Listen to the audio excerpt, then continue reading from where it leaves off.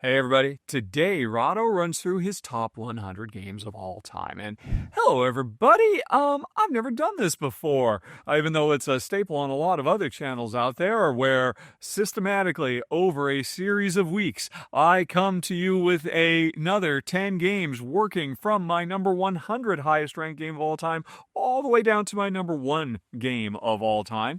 And I figured, hey, it's 2025. Let's finally get to it. There's nothing to it but to do it because actually earlier this year, I completely revamped my game ranking system that I had been using for over a decade and that people had been referring to and asking me questions about for over a decade.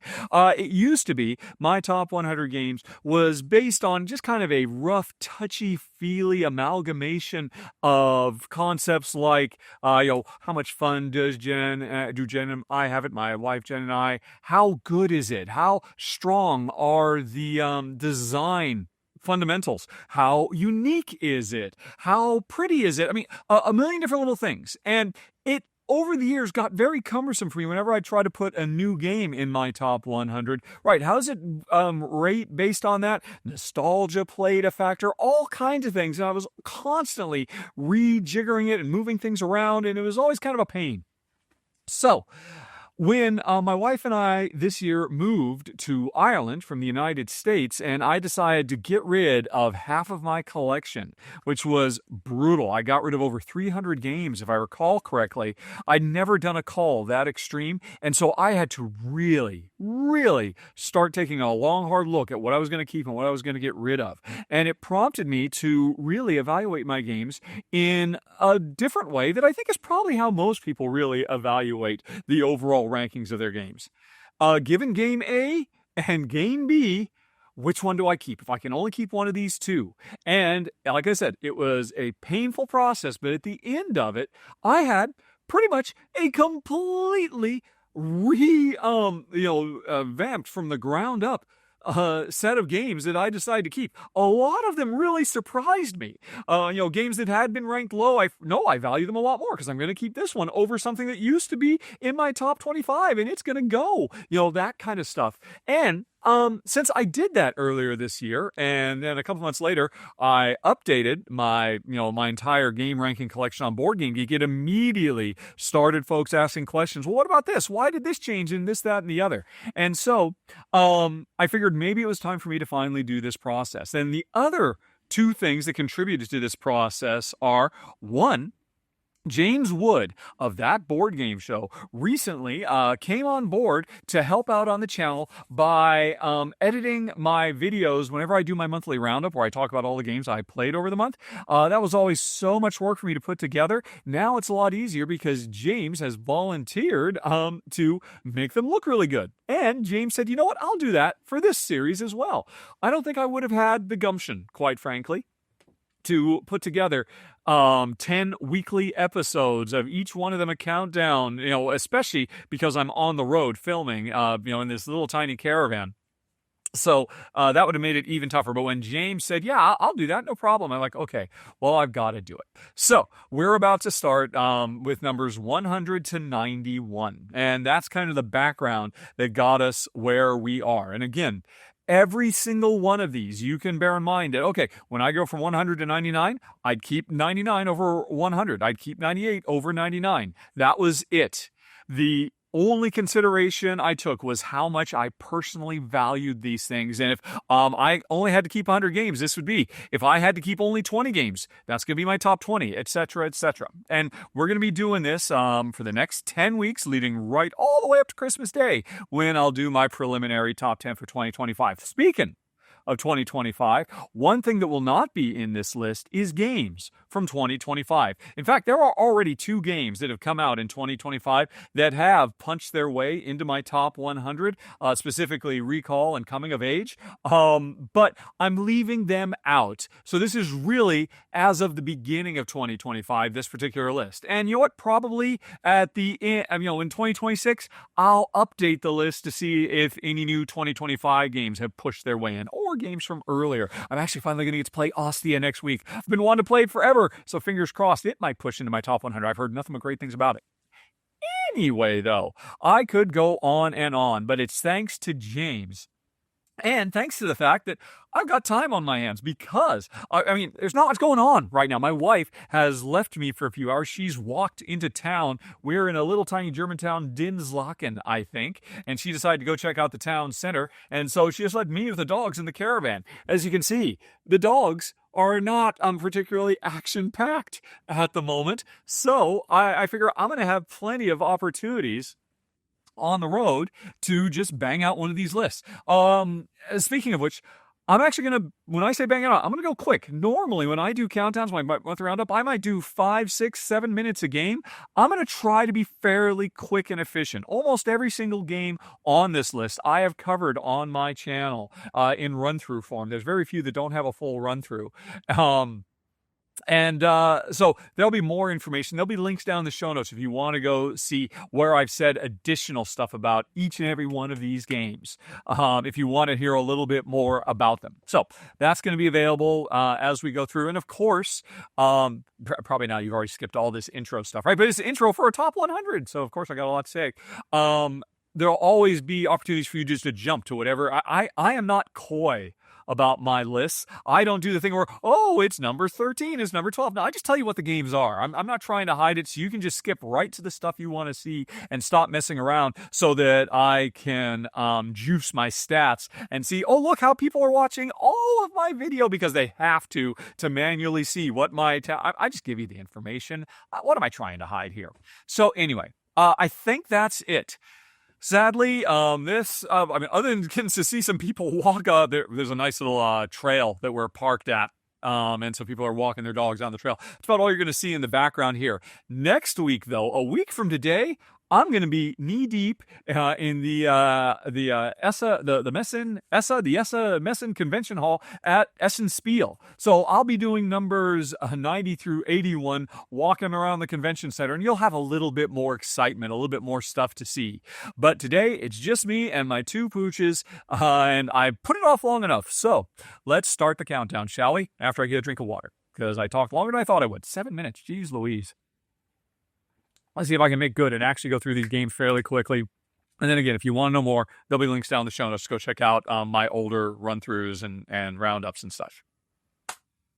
Okay, so let's get going. Starting with number 100. The 100 greatest game of all time, as far as this guy is concerned, is Fuse. And this is an absolutely lovely real-time cooperative game from designer Kane Klenko. And it's one of the very, very few real-time games that survived my call. I love real-time board games myself. You know, they kind of capture the feeling of excitement, the drama, the energy of a video game. But with me actually physically manipulating things on the table, sitting down with my wife and enjoying life together, oh, there's nothing better. But my wife and my only gaming partner tends to find them maybe a little bit more stressful. So a lot of the ones I've had ended up not making this cut, but Fuse did because it's such a brilliant, fast-playing little filler game. You've got 10 minutes to basically roll a bunch of dice and then real-time draft because each player has cards in front of them that represent bombs they're trying to defuse. And this bomb might need a 3, 4, 5, and they all have to be the same color. And you might have a bomb that wants you to make a stack of dice that are all the same number or an ascending or whatever it might be. Lots of clever little combos. And so we roll the dice and, okay, I need that red 3. And you just need a red die. You're desperate. If you can take that red die, then you could clear out a bomb completely. Whereas me, it's just the ground. And maybe I could do something else. And we only have 10 minutes to disarm all these bombs. So we've got to make these decisions super fast. It's incredibly stressful, and yet my wife enjoys it, I think, because it is. You are in and out so fast. It's absolutely brilliant. I love it to pieces, and it's number 100, the 100 greatest game of all time, Fuse. Okay, then, number 99 is El Burro, a La Granja game. And now, originally, La Granja used to be in my top 100 games of all time, but when El Burro came out, I said, bye-bye La Granja.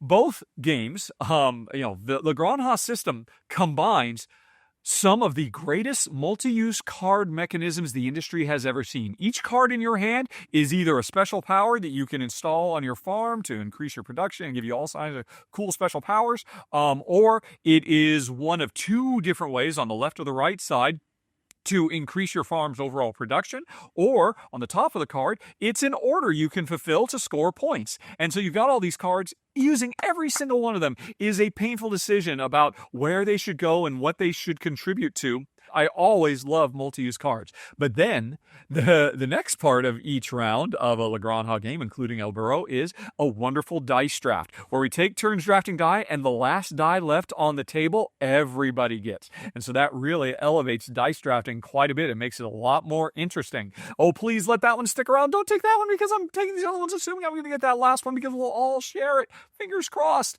Oh, and then, now the original La Granja, the final third of the game was the part I never really liked. It was kind of an area majority, area control thing while we're setting up stalls in the market to sell our farm wares. And I put up with that because I love the other two parts of the game. But El Burro jettisoned the area control. Oh, too bad. It would be, you got a really nice market stall there. It'd be a real shame if something happened to it. Like I moved in next door and completely undercut you and made you lose all your customers. I always hated that part. That is gone. And now the final third of El Burro is a very cool progression track where it's our burros actually traveling through the countryside, taking multiple paths and picking up bonuses along the way. That is so much better. La Granja was always amazing. And, the new super deluxe La Granja is a magnificent sight to behold. It's beautiful. It's got so many wonderful modules from so many different designers, but it doesn't matter because El Burro trumps all of it. Even though El Burro probably should have been ranked a bit higher, but my only complaint about it is I was not a fan of the rule book. That's a minor complaint because it's absolutely phenomenal. Number 99 on the list is El Burro, a La Granja game. Man, I'm not going quick at all, am I? Let's speed it up. When I go to number 98, Dungeon Decorators. Now, this is going to be one that I bet you a lot of people never heard of. There's going to be some surprise oddballs that you're going to have to say, what? Never go and look them up on Board Game Geek. Dungeon Decorators is definitely one of them. It is a tile laying game where players are competing dungeon decorators. We have clients who have specific needs, and they're kind of like dungeon lords who want to have creepy, spooky places or natural, whatever it might be.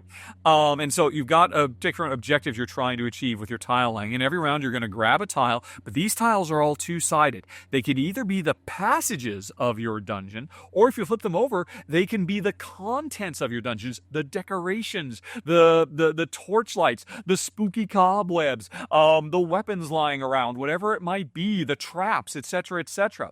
And every time you grab a tile, you've got to decide, am I going to extend my pathways because my clients have certain ways they want to see this dungeon laid out? But they also want to decorate a certain way. So I can flip the tile over, and I don't put the tile on top of an existing tile. I put it next to an existing tile because it says, if you put it here, then there's going to be cobwebs in this corridor, because there's little arrows. And so what makes this interesting is this is effectively two tile layers in one that are working in parallel. I'm trying to make the perfect, Byzantine, labyrinthian maze of death and destruction that is the perfect dungeon, but I've got to leave space open because next to all those things, I have to be putting in the decorations. And that's like a completely different tile laying game I'm playing in parallel with the first one. And that's what makes it really, really stand out. In a crowded scene of so many great tile layers, this is one of the greatest of all time. And it's so criminally overlooked.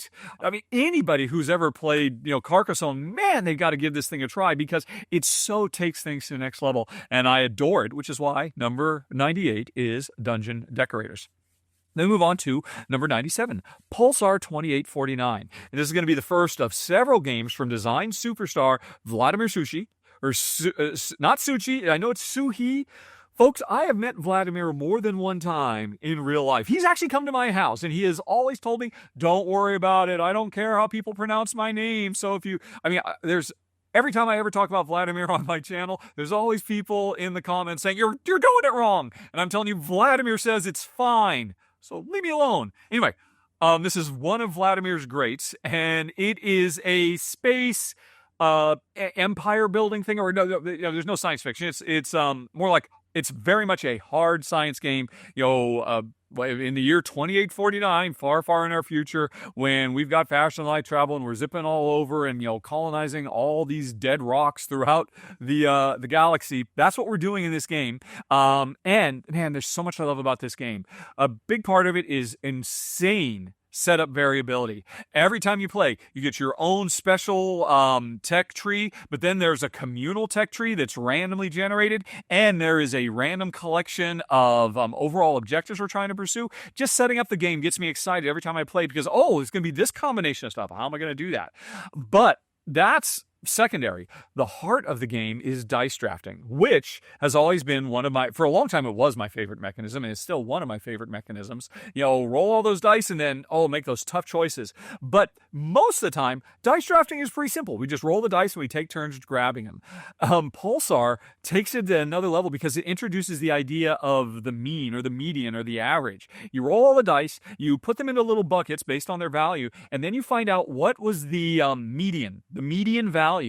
And everything above that die, that median value, i.e. the more valuable dice, because generally speaking, higher dice are better, you're going to take a penalty for taking them. If you take anything below the median, you're going to get a bonus, so you're incentivized to take the weaker dice. But from round to round, if you roll a lot of high dice, then the median is going to shift in that direction, and it's going to make high value dice not quite so painful to take. Or, it's so cool. It's such a simple idea, but it so elevates what again is one of my favorite mechanisms, dice drafting. And then it's just got so much fun stuff, zipping around, pulling energy from pulsars because we're that technologically advanced. It's lovely. One of Vladimir's greats, number 97, Pulsar 2849. Then number 96, Notre Dame, from my favorite designer of all time, the designer who I believe has more entries on this list than anybody else, Stefan Feld. And it's perfect, actually. It didn't work it out this way. That the first Feld game I'm going to talk about in this countdown is literally the first Feld game I ever played. Notre Dame was my introduction to Herr Feld, and to this day, it is still one of the greatest closed-hand card drafting games of all time. It's a real shame.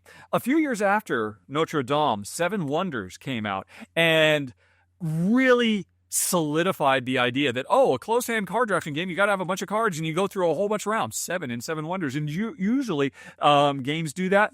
Notre Dame is brilliant because you only have 3, and it's especially good as a 2-player game because those final cards are always the most interesting ones when you're running out of time and you're trying to squeeze that last little bit in. And the first bunch of cards in a closed hand drafting game where you got a bunch of cards, those are the ones you're like, there's so much stuff. I mean, you don't really feel the squeeze yet.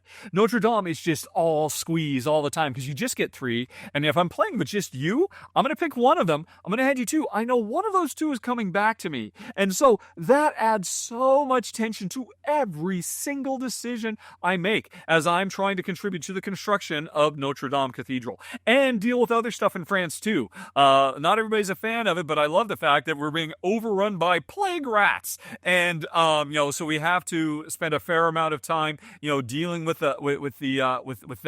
The cards are all actual characters of the city, and so there's a lot more personality in this game than what you normally see. And again, the drafting is absolutely brilliant. The contributing to the cathedral and everybody kind of working on that as a communal action while we're still competing to be the best at it. Everything about this game is fantastic. It is literally one of the greatest closed-hand, card drafting games of all time. Everybody goes to Sushi Go. Everybody goes to Seven Wonders. Notre Dame beats them both. And it's also an amazing 2-player experience. One of my first introduction Feld, and still one of my favorites, number 96, Notre Dame.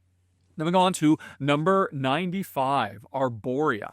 I just talked about, a game from my longtime favorite designer of all time. Arborea is from designer Danny Garcia, who is my newest fave. I have such a design crush on this guy because everything he does is fantastic. And you have not heard the last Danny Garcia game on this list. Arborea was the first time I was introduced. Actually, that's interesting. Yeah, first time I played a Danny Garcia game was Arborea. And this is a game where we are nature spirits trying to send out workers to harvest resources to help us revitalize, this fantastical spirit realm thing. And that's all fine. It's very pretty. It's a pretty game. And I know if you're looking at the video on screen, thank you, James, for editing all this and putting it together. It looks really busy, but I guarantee you, folks, when you're actually playing it, when you're sitting and you can just focus on individual things and what you want to try to do, it's a very playable game. Don't be put off by looking at a video of it and thinking that's the impact it will have. In real life, it's much easier to parse all the stuff. But what is the stuff we're doing? On your turn, you're going to take one of your workers, and you have different types. You have veterans and youngsters and elders, if I recall correctly, and they all have different strengths and weaknesses. You're going to put them on a pilgrimage track, these tiny little tiles. And then at the end of every round, every pilgrimage track that has one or more workers on it, for me or my opponents, those pilgrimage tracks are going to move farther along pilgrimage trails. And the longer I leave my workers on those tracks, they get access to bigger payday. Eventually, they're going to end their pilgrimage, get off the track, and then wherever they end up, they will collect a whole bunch of resources and then come back home. So this is one of several games I'm going to be talking about in this top 100 where time is a factor. That's probably about the greatest thing you can do with a worker placement game to make it more interesting to me is say, oh, I put the workers out, but I don't get them right away. The longer they stay out and work for me, the more they give me. You know some other games like this. But anyway, Arborea is one of the best. It's just about to get, I am going to be doing coverage before this month is out, I believe, on the first expansion for Arborea, Corruption, that adds a bunch of new stuff as well. So I'm excited to show you that. But even just the base game is so good. Danny knocked it out of the park so much that Arborea is number 95. Okay, then we got number 94. Fresco. Oh my gosh. One of the first games I ever discovered, and still to this day, one of the best.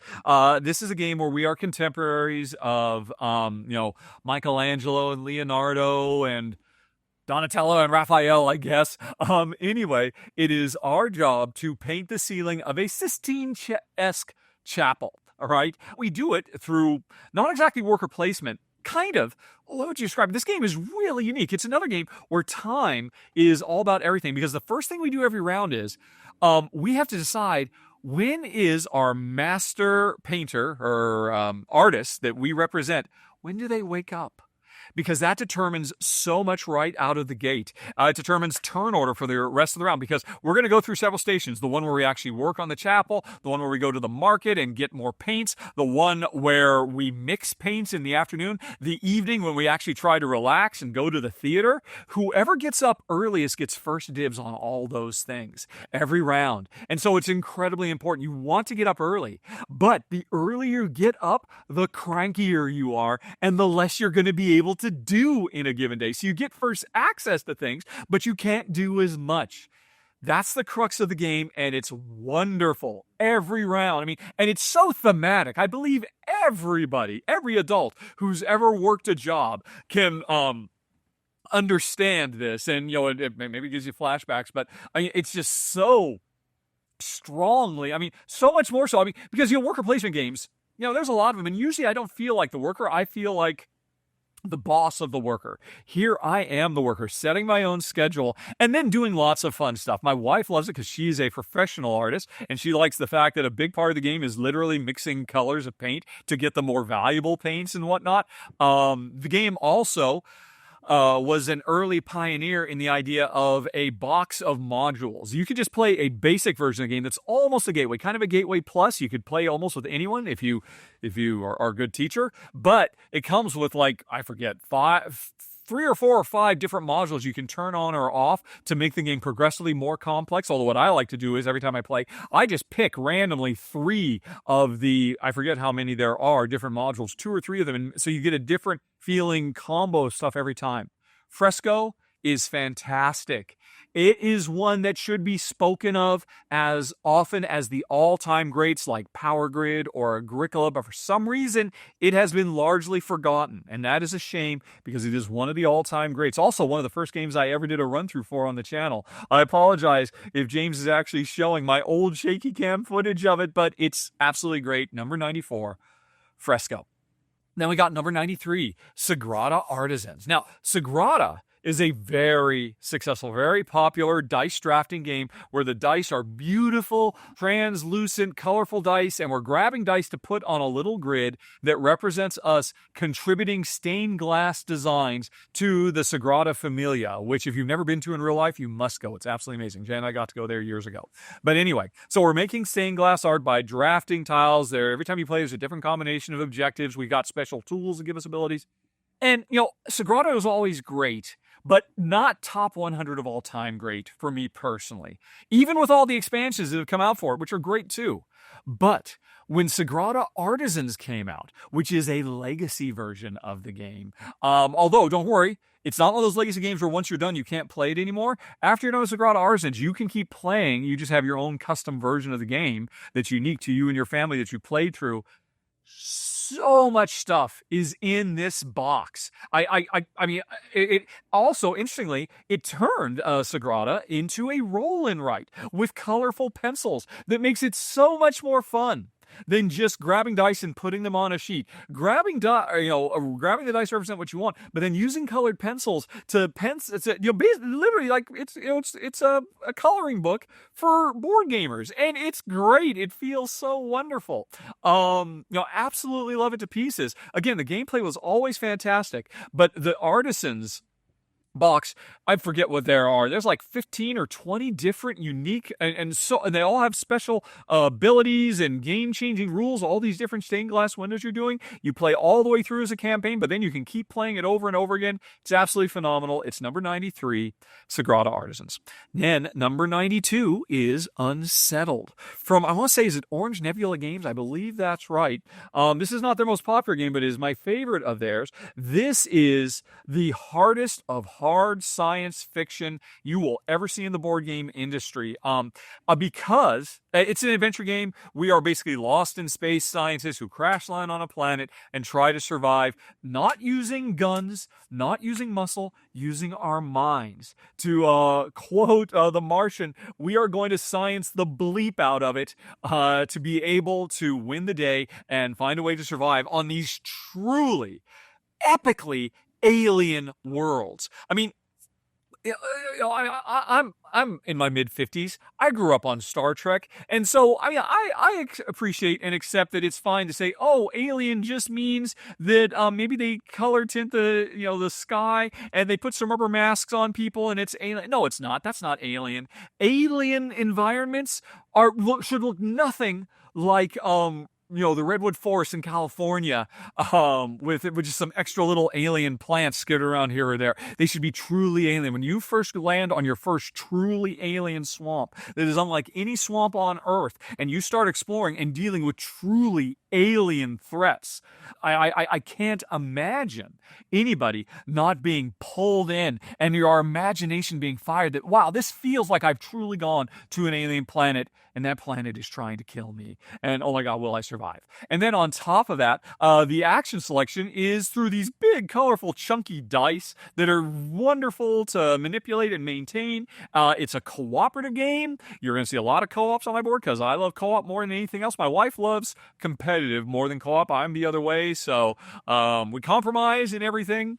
If I had my own way, probably 80% of this list would be co-ops. But I love my wife, and she's my only gaming partner, so I make her happy. But we both really fell hard in love with Unsettled. The base game, if I recall correctly, came with like 6 different plans, and they've released like another 8 or 10 of them now. I must get a full collection of everything. This is one of the greatest I want to say narrative adventure games. It's not really. The narrative is always, oh, you crash landed, survive, and get off the planet. But the narrative that evolves from you exploring and re-exploring, the planets are very replayable. You'll want to go in and try and deal with the problems in different ways, or all of that. It's absolutely phenomenal. It's number 92, Unsettled. And then finally, folks, we're almost done. Number 91, Terra Futura. And now this is another one, like what I say earlier, Dungeon Decorators that nobody's heard of, and it's a real crime shame. It's another tile drafting, or tile laying game is another one of my absolute favorites. I love a game that lets me at the end of it look back and see, look what I built, look what I have created. And Terra Futura is that, but at hyper speed, because we're only going to play 9 tiles. We're making a 3x3 grid that represents a real world, country trying to deal with meeting the needs of its populace and transitioning to green power. So obviously, I love the subject matter because that is near and dear to my heart. I mean, there's no greater challenge we face as a species than, resolving the climate change that we have brought about. And this game is largely abstract, but it is still all about trying to come up with fueling growth without destroying the planet. So I love the subject matter, but even if you don't care about that, here's the deal. Simple. You draft a tile, you're going to place it in one of those 9 spaces, repeat 8 more times, and the game is over. But there's 2 things that make this so special. One is, before it starts, each player gets 2 cards, and these cards have 2 functions. It won't be till the end of the game that you resolve them. The cards, they either say, hey, score this in-game, this particular objective, build a certain way, focus on certain things, and you have 2 of these to choose from. The other half of these 2 cards say, at the end of the game, after you have placed your 9th tile, these tiles all have powers that you activate. At the end of the game, you are going to activate all the tiles in the 4 corners, or all the tiles in your top row, or whatever. You are going to activate those specific tiles for one final turn where you have a big, huge, massive. So even though you're only building 9 tiles, right, I'm building for the final, at the end of the game, turn 10, you could consider it, when I'm going to get to activate a subset of the tiles. I have to be putting those tiles in the correct spots. From turn 1 until turn 9, you are constantly bearing that in mind, while also bearing in mind, I'm trying to build towards one of these 2 particular objectives as well. These 2 simple cards so elevate this above so many other tilers. But then I said that's one thing. There's a second thing.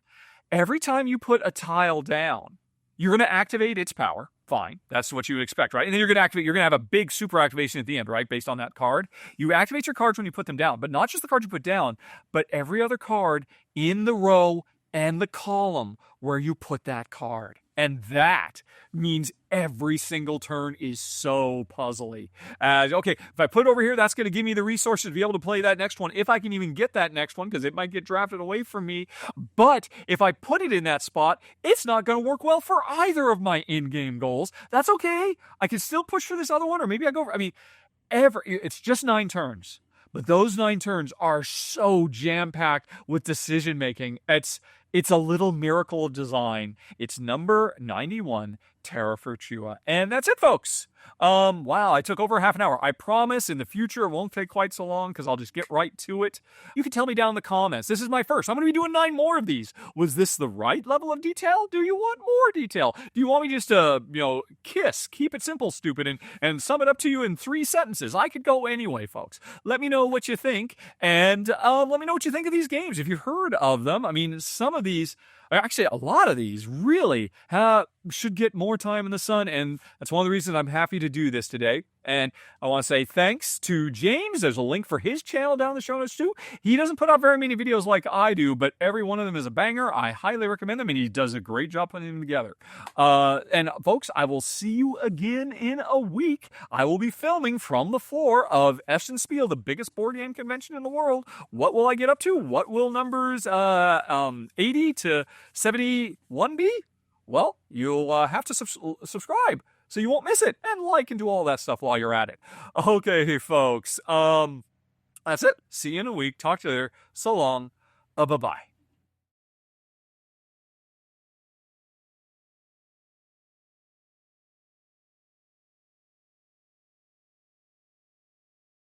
Didn't you click something? Go, go, go, go.